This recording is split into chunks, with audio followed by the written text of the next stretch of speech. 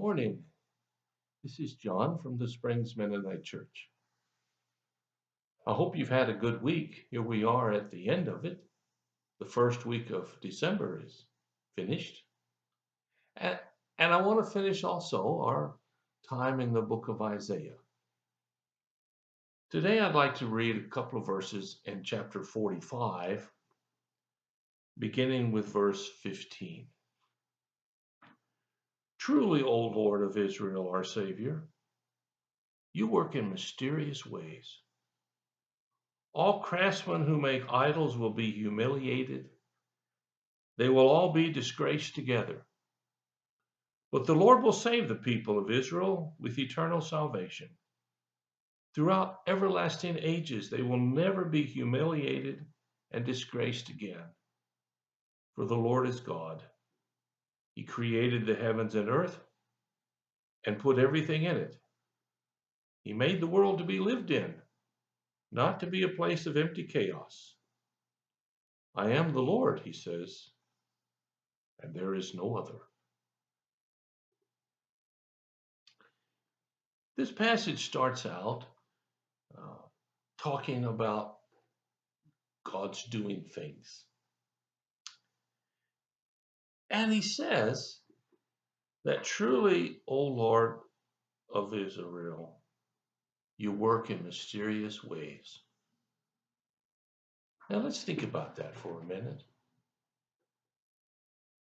God's ways are better than ours.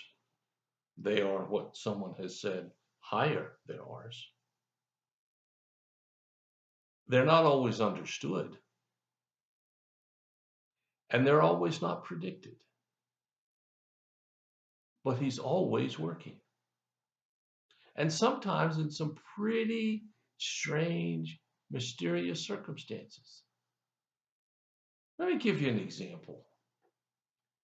Back in August, when I was in the hospital and apparently in pretty bad shape, the chairman of the elders came over to the hospital to anoint me with oil. And because of COVID, they wouldn't let him in. And he drove all that distance and he couldn't get in. So while he was sitting in the waiting room, he called my wife and talked with her and let her know he was there and talked about some things and how they'd been praying for me and how they believed God was going to work miracles. And I don't know all of that conversation, but what I do know is that when he finished, this lady sitting next to him, who wasn't part of the conversation, thanked him for what he said and told him how much it meant to her to hear him talk that way. Well, when Ken left to go to the hospital, that was not his plan. When he sat down in the waiting room and called my wife, that was not his plan. He didn't know that woman. He didn't have any idea who she was or what she was doing. But think about all of the incredible little pieces that had to happen for that woman to be in the same room with Ken at that moment to hear those words of hope and strength and grace. Nobody could have planned that. Nobody could have predicted that. Now, I don't know what happened with that woman. I'm sure Ken doesn't know either because he never met her before. I doubt he got her address or anything like that. She sure as heck didn't know who I was. But yet, even in the midst of that, what seemed to be a horrible situation, God was working. And he always does that for you and for me. Well, the passage goes on to say that craftsmen who make idols will be humiliated and disgraced, but the Lord will always save the people of Israel with eternal salvation.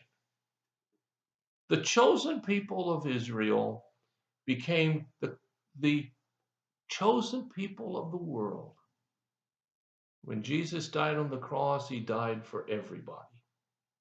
You, me, the guy next door, the person we can't stand the most. He still included him as grace if we'll just let him into our lives. It says, through all ages, through all eternity, those folks who make idols will be humiliated, but not those who follow God. He goes on to say that he made the heavens and the earth, he made the world and everything is in it, and he made it so that it would make sense. No chaos, it says. And he finishes by saying, I am the Lord, and there is no other. I don't know where you are in your walk with God. I don't know whether you're walking really close to him or he's just a word that you use occasionally, what people call a cuss word. But what I do know is that God is mysteriously working in your life and all around you, every moment. And particularly in those moments when you think that all is lost and there is no hope. Nothing good can come out of this. God says, I am God. I know what I'm doing.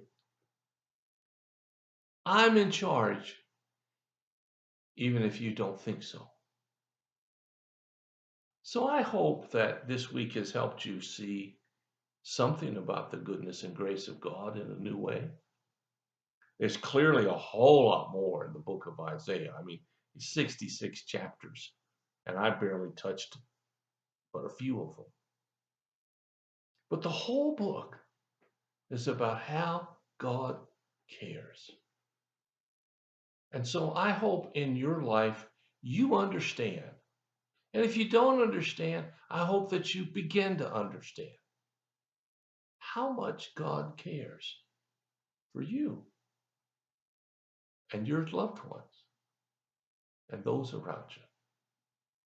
Just like God cared for that woman sitting in the waiting room in a miraculous and mysterious way to bring hope and grace to her, so he will do the same for you and for me.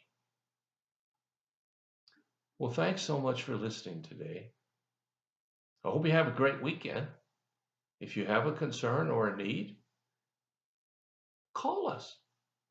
We'll do everything we can as fast as we can to help meet your need.